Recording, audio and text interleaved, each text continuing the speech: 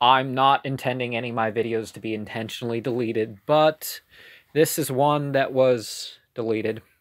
Now, Zecharia Sitchin is, consistent with his argument. He's not changing it around every, oh, I gotta write a new book where I say what I said in the last book, not true. This is the new interpretation. He's consistent about that. About what he has to say. His taking things, tracing etymology. Oh, this is more obscure, and ooh, maybe there's, tracing it back to a point where perhaps he can say, rocket ships. They were talking about rocket ships. But the rocket ships look like plants and stuff like that. So,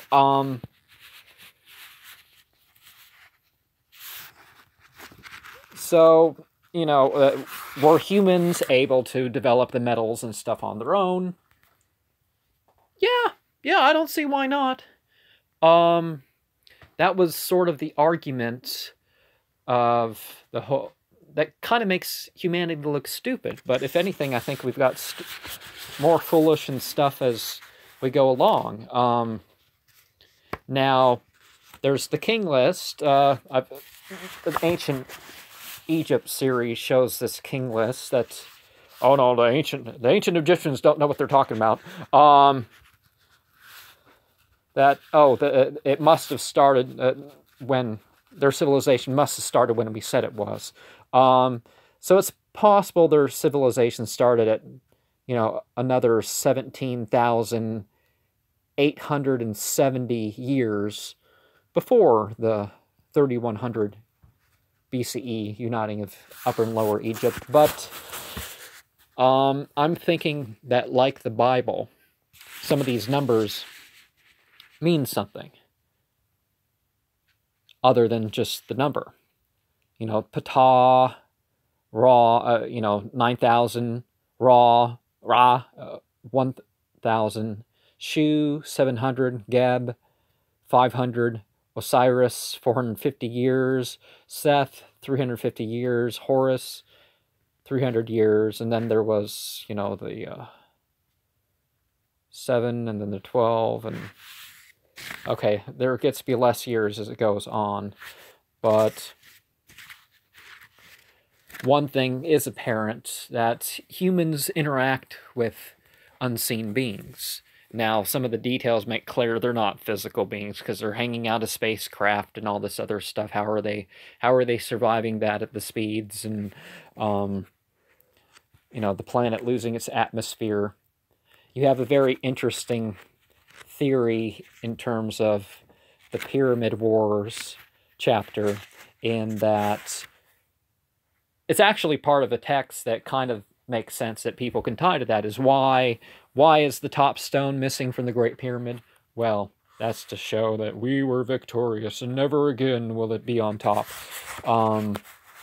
Marduk is given the position of being Ra, and that again fits into the myths because Marduk was kind of twisted inside a pathway, and there's parallels of the figure, although it could be a psychological projection upon divinity, or a different spirit that was known in different lands.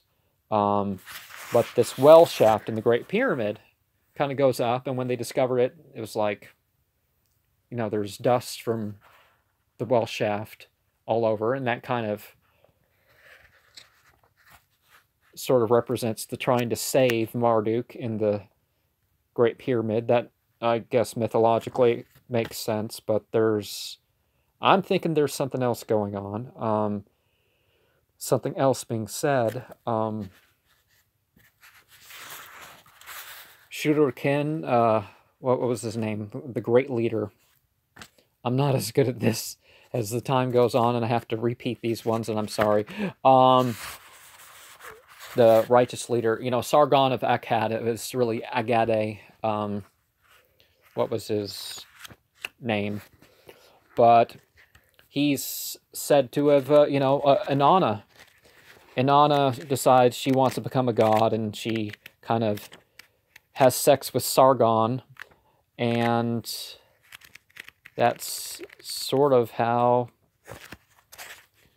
You know, supposedly he got his power, but it again could have been a spiritual journey that he was taken on, where he had spirit sex with her. But I'm thinking that there definitely was alliances between humanity and spirits and stuff in the past, and there were wars based on that. But let's be real here. The secular wars and the secular kingdoms have produced far more violence, far more fighting over borders and stuff. Even when you look at Satanists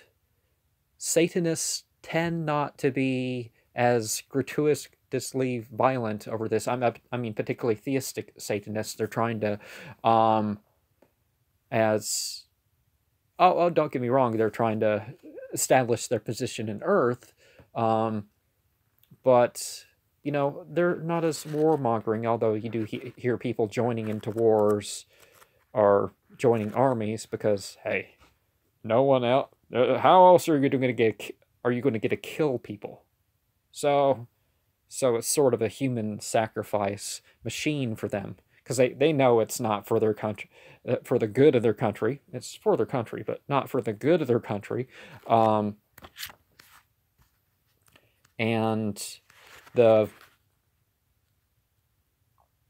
some of the divisions in between some of these lands, and how the ancients knew about knew about these, they knew about far more of the earth than people would think they were. But stuff gets passed down a long time.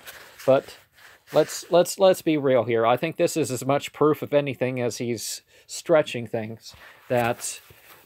Yes, people would have thought that we fly like birds, but we don't really fly like birds. And of course, yes, Abraham wasn't a Semite, but his descendants were Semites because he bred with other with Semites. And Nippur, yes, the Nibiru coming through or something like this. So, but a lot of these places, Babylon, yes, communication center, and all these other. I'm not speaking as clearly as I would hope. The Sinai Peninsula, yes, part of this. It was kind of baffling. They saw it from space. It's like, why is this one area, so darker, and it's like completely different than this other area, and it's like a line in the thing. But there's not the evidence of the nuclear holocaust. And yes, there were rumors about, hey, this kingdom over here, it was just completely annihilated to the degree that exaggeration. There'd be evidence of nuclear war. Just like there's a few places in Siberia that the natives would not go through because, nuclear radiation. And because of meteors that it came down and just of that particular sort, and, more or less ruined the land for them. Mankind, well, humanity's really about 6 million years or 7 million years old or so, and I think it could have done without it. And there were different stages of development that we've lost, whether it's the more recent within the past 40,000 years or further on. There's stuff that's been dug up from Neanderthal and his metal use that, we just wouldn't figure out. And the idea that eventually beer and stuff got passed on, that the grains developed much quicker around a certain period. I mean, why not millions of years ago? Would have happened eventually. The peace does allow for the building up of society, and so there's... I don't know what's wrong with my ability to speak today. And their motivations of the so-called gods that are spoken about in the Mesopotamian and other literature, their motivations are much like ours. is that, oh, somebody raped someone and then they have to get revenge on the whole other family instead of just going after the one guy, or this guy's trying not to get caught and gets, stirs up a whole war, are these, rivalry over people, and their way of fighting. Their way of fighting is just dirty, man. It's fine. You punch and wrestle and all that, but they had an affinity of going for the genitals. I guess you were brave to, I'm a better fighter because I don't have to do that, but you were allowed to do that. And the Earth Chronicles is, of course, sort of the titling chapter of this whole series. I'm going to try to do better with the next of this series, but that's